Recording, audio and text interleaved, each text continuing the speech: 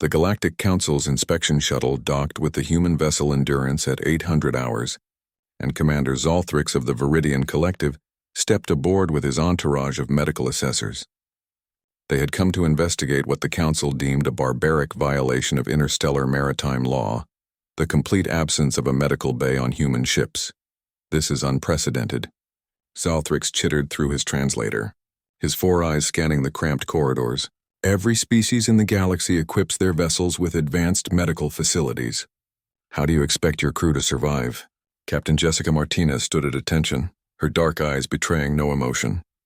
Beside her, Chief Engineer James O'Connor crossed his arms, a slight smirk playing at the corner of his mouth. They had been expecting this visit for weeks. With respect, Commander, Jessica began, we survived just fine. Zolthrix's mandibles clicked in disapproval. Impossible. Just last cycle, we received reports of your ship engaging Kravik's pirates near the Horsehead Nebula. 3 of your crew sustained critical injuries, punctured organs, severe burns, massive trauma, yet you refused medical assistance from the nearest station and continued your mission. By all calculations, those humans should be dead. James couldn't suppress his grin any longer. Would you like to meet them, Commander? Before Zolthrix could respond, 3 crew members entered the corridor. Ensign Sarah Chen walked with perfect posture, no sign of the plasma burns that had covered 40% of her body just 2 weeks ago. Lieutenant Marcus Webb showed no indication that a Kravik's blade had pierced his lung. Corporal David Kim moved with the easy grace of someone who hadn't recently suffered a shattered spine. The Viridian commander's eye stalks recoiled in shock. This cannot be. Our medical computers predicted their mortality rate at 98%.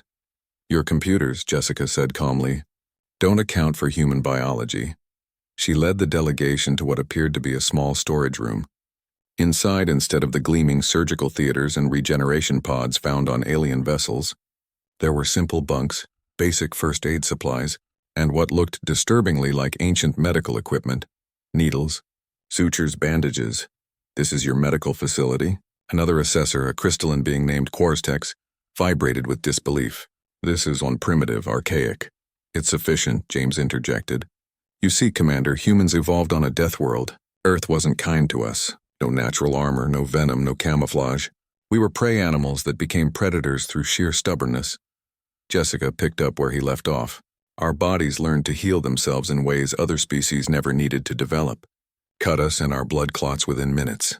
Break our bones and they fuse back stronger. Damage our organs and our stem cells rush to rebuild them. But the calculations, Zolthrix protested.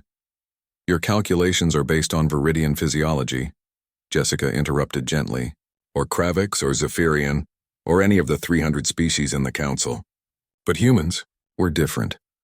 James walked over to a display panel and pulled up a holographic presentation. Let me give you some context, Commander. Humans have survived ice ages, plagues, famines, and wars that would have exterminated most species. We've been stabbed, shot, burned, frozen, and poisoned, and we just kept going. The hologram showed human history.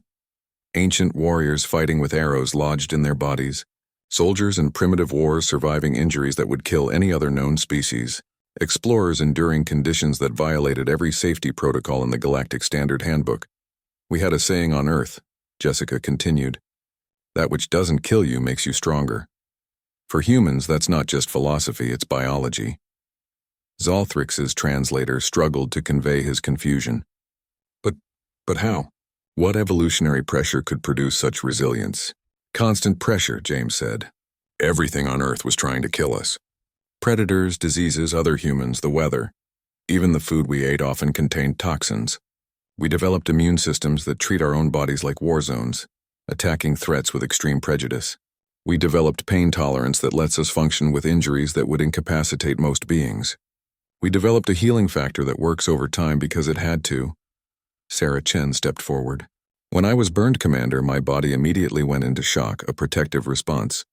My cardiovascular system rerouted blood flow. My endocrine system flooded me with adrenaline and endorphins, and my cellular regeneration kicked into overdrive. Within hours, new skin cells were forming. Within days, the damaged tissue was being replaced.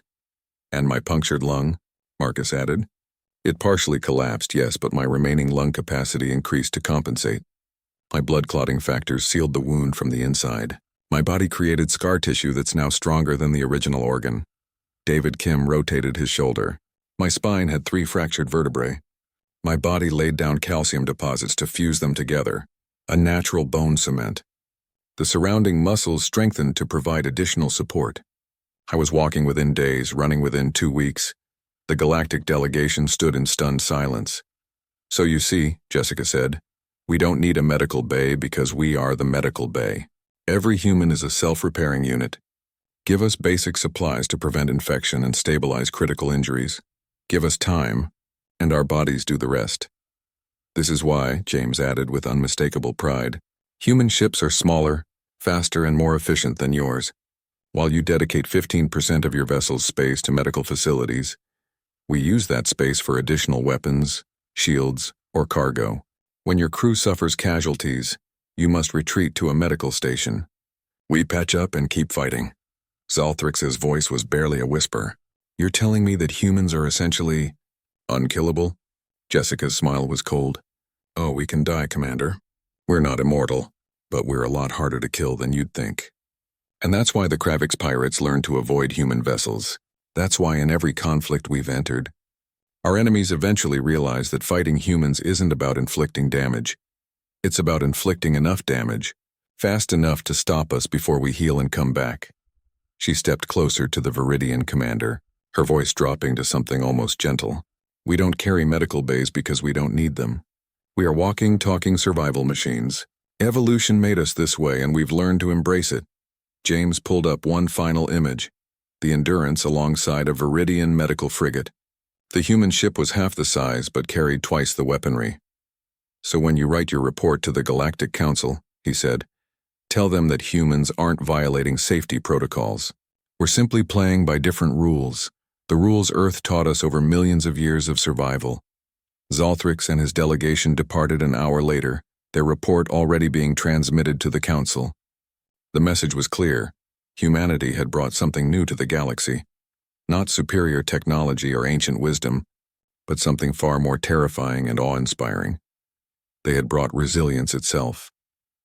As the inspection shuttle undocked, Jessica turned to James with a knowing look. Think they'll finally stop bothering us about regulations? James laughed. Not a chance. But maybe they'll think twice before they underestimate us again. In the vast darkness of space, the Endurance fired its engines and disappeared into the void, carrying its crew of impossible survivors toward their next mission, their next challenge, their next opportunity to prove that humanity's greatest weapon wasn't in their arsenal. It was in their DNA.